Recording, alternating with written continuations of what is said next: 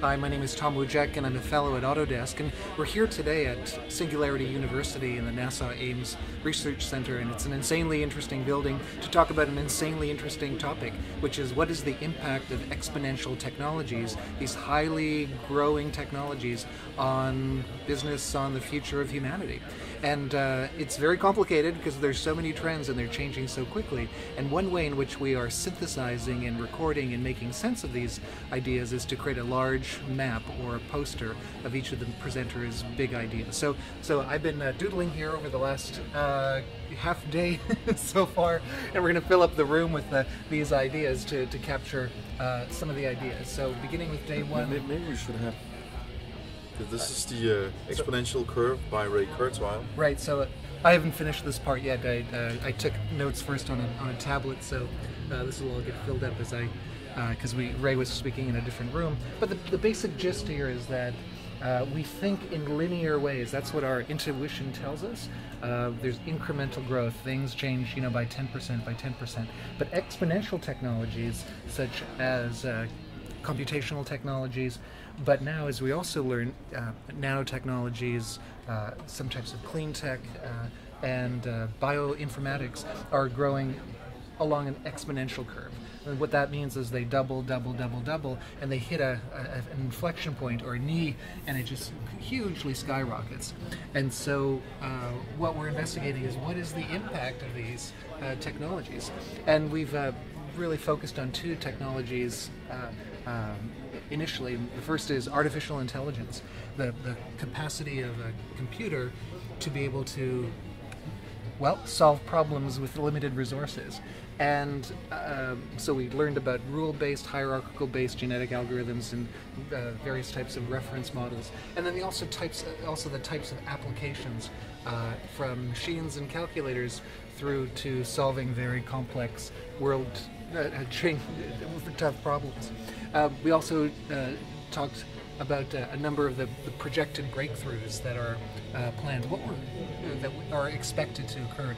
And I think what's going to be interesting in our sense-making process is to clarify what happens next. So is this 2 years away? Is it 10 years away? And what would be the impact of any one of these, from AI assistance to the development of empathy and emotional intelligence and, dare we say, consciousness. And of course, it's a very controversial issue.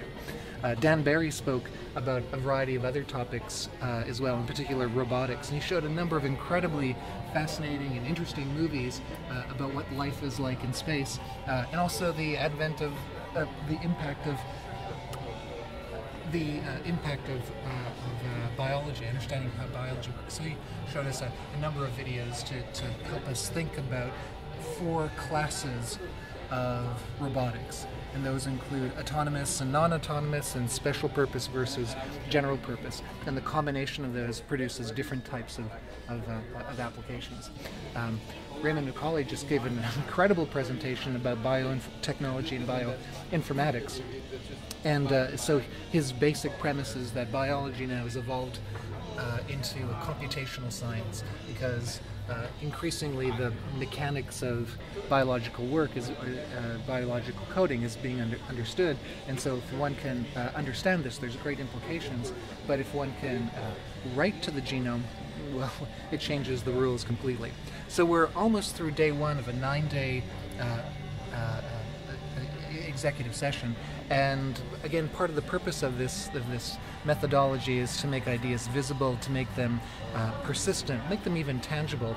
And the group of 50 people here will be able to compare and contrast ideas and really take advantage of the spatialization of knowledge. Not just visualization, but we literally ring the room with posters of this sort.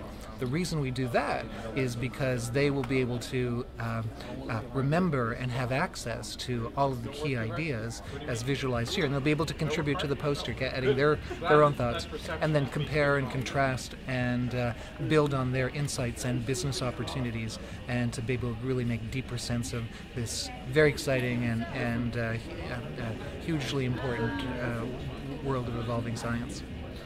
How do you keep up with remembering all this stuff and then writing it down? I mean, it must be extremely difficult. It's a bit of a practice, and I actually don't, believe it or not, focus on long-term coding. I focus on the short-term attention. So I really juggle three things. So if I have 4 quarts of attention, I would put 2 quarts into listening. So I listen very carefully to what is the real intent and what is the underlying message that the presenter is talking about. And then secondly, I put a quart of my attention to writing, turning into some kind of visual symbol, words or sketches of some sort. And the third is really the juggling, anticipating and also remembering, because I'm always a half beat behind at least. And so when there's a pause as well, and I'll pull back and color it. So over time, and I think with experience, people who do this type of graphic recording, it's kind of a little bit like jazz. You have a sense of what would fit and what would work, what the pacing, what the timing, what the arrangement would look like. And so you've done it so many times, you know when to bring it to a crescendo, you know when to space out something. So it's hard to put into words, but it's listening, it's drawing, and you've done it so many times your hands just know what to do it, but it's really the juggling of attention. Thank you. Okay, that works.